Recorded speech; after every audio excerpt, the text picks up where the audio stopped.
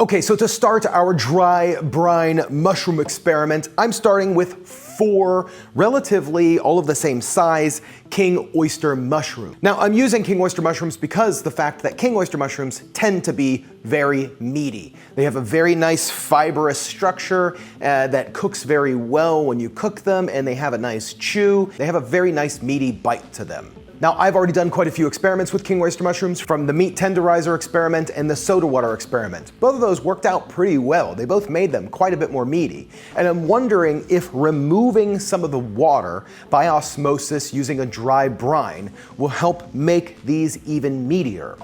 Now, to understand how this process is going to work, we have to have a mild understanding of how dry brining works. Now, normally with a dry brine, you commonly just use some kosher salt and seasonings or some other flavors to cover your meat, seafood, sometimes even vegetables. It's a process that's used to remove water from your food by osmosis. When you salt something on the outside of a membrane level, the water that is on one side wants to balance out and move to the other side. That's why a lot of times when you're cooking your veggies, you want to salt them after or near the end of the cooking process.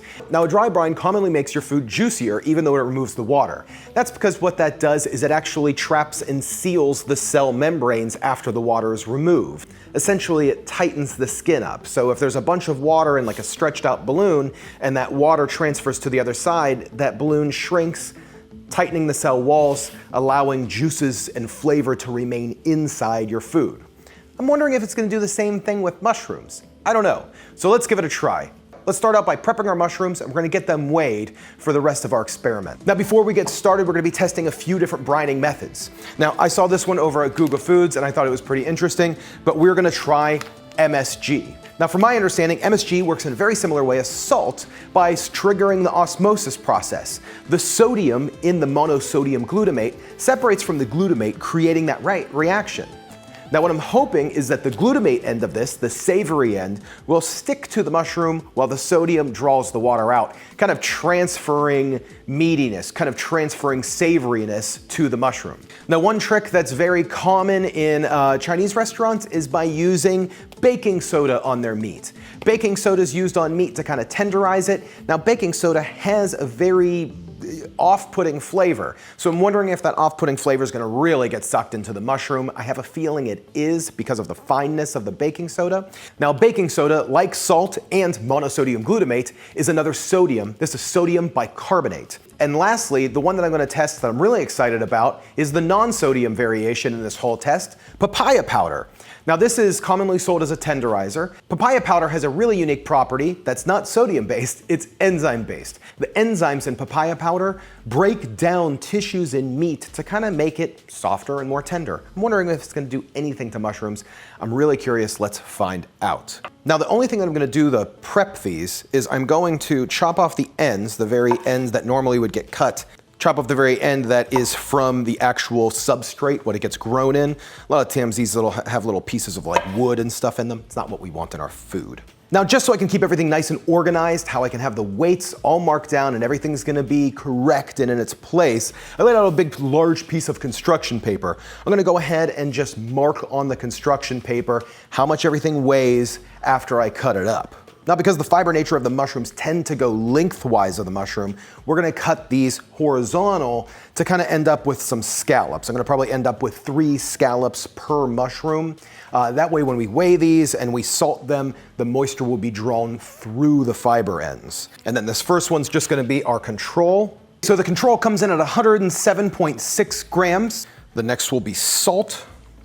The salt weighs 122.6 grams. MSG mushrooms come in at 101.4 grams. Baking soda comes in at 96.2 grams. And then lastly, our papaya, 81.6 grams. Now, there's no real science to how much tenderizer gets used when placing over the mushroom.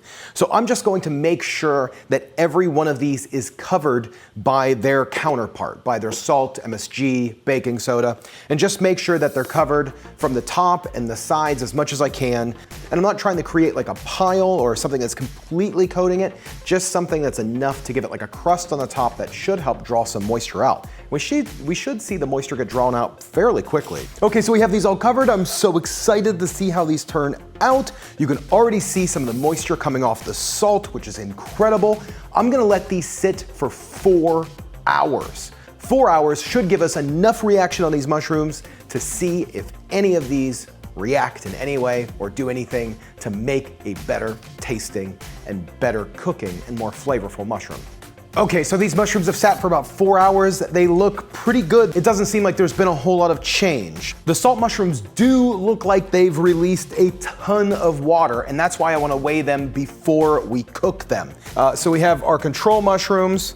Let's just see where they come in at. Now I'm hoping that I measured these right because the control mushrooms are now reading 89.2 grams. And that's a difference of 18.4 grams of liquid that was evaporated. That seems a little much, but let's keep moving and find out.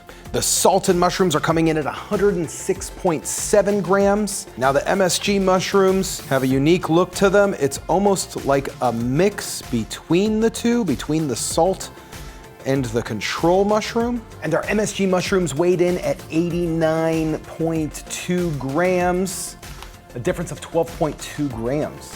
Now the baking soda mushrooms have like a little crust on the top of them. So the baking soda mushrooms come in at 86.9 grams, which is a difference of 9.3 grams. And now lastly, the papaya tenderizer mushrooms, there was like a skin that was formed over the top, and I don't know what that skin is, but we're gonna just try to like kind of pull it off, but it's definitely like a sticky papaya skin. I don't know if it ate part of the mushroom or what, but it's definitely unique. I don't know if this lost any weight or not. And with that weird skin, they're coming in at 72.6 grams with a difference of 9 grams. They retained the most water. Now the wild thing is our control mushrooms lost 17% of their weight. Comparing that to the papaya mushrooms, which only lost 9% of their weight. The papaya enzyme actually formed, I believe, a skin on the mushroom, helping them retain some water. Now, the MSG and salt came in somewhere in the middle, losing about 12% of their weight, which I thought was odd because I really believed that they would lose more water weight than the control. So again, this is all just a little confusing, but it's fun to do part of this test. It really is. Now, before we cook these, I'm gonna go ahead and wipe them down with a damp paper towel. Very, very lightly damp. I don't wanna add any moisture to these or change any of their properties. Then all we're gonna do is just wipe one of our skillets with a little bit of cooking oil. Once we got that oil up, I'm gonna fry these at a medium heat. I'm gonna try to keep the temperature maintained. Once we have that skillet up to heat, I'm gonna go ahead and sear these at about a medium-high heat. I'm gonna try to keep that temperature maintained throughout all of the mushrooms, and I'm going to heat them one at a time until they're done. And now let's give these a try and see which experiment worked best to make a better mushroom. We have our control mushroom, which is this one right here. Let's go ahead and give that a test first. Yeah, how's that look? Does that look good to you? Yeah, it looks great. Okay, let's give them a bite. Let's see. Okay. Cheers. Cheers. Okay, so I mean, it's just a plain mushroom. There's no seasoning on it. Yeah, it just tastes like a mushroom. It tastes like a cooked mushroom. It's kind of our base. Not great. It's not great. Not great. Okay. So the next one, this is a salted mushroom. Okay. Seems a lot nicer on the Yeah, it's inside. a lot softer. Yeah, I think this is going to be a better mushroom. Okay, cheers. Cheers. It is very salty, Yeah, very salty. but a lot more tender. Yeah. Yeah. I mean, I think in terms of texture, I think it's better. Yeah, texture's better, flavor's a little bit better, but it's just salty. I don't know if it's actually usable in a recipe. Okay, now this one is our MSG mushroom. It seems like it's just as soft as the salted mushroom. I think it's gonna have a very similar texture. Let's try it. Way better. Way better flavor. Wow. Yeah, that one's way better.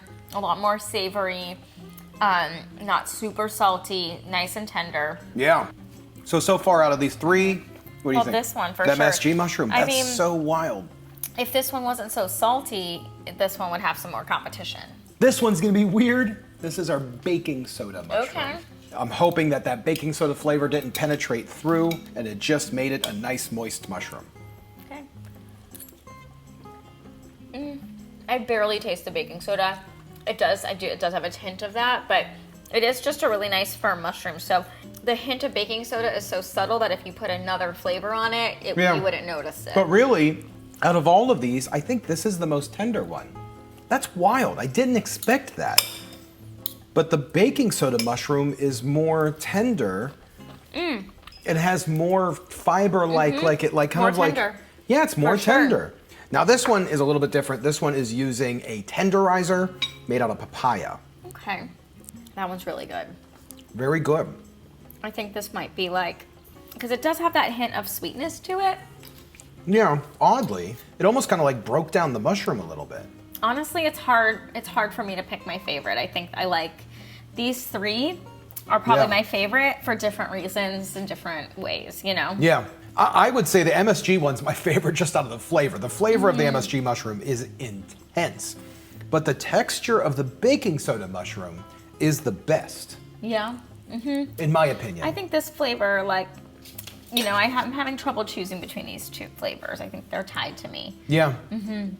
It's so wild the way that these interacted. Well, thanks, baby. This was another mushroom experiment. Let me know in the comments below which mushroom experiment you want me to try next. What else can I do to mushrooms to see if I can make them better?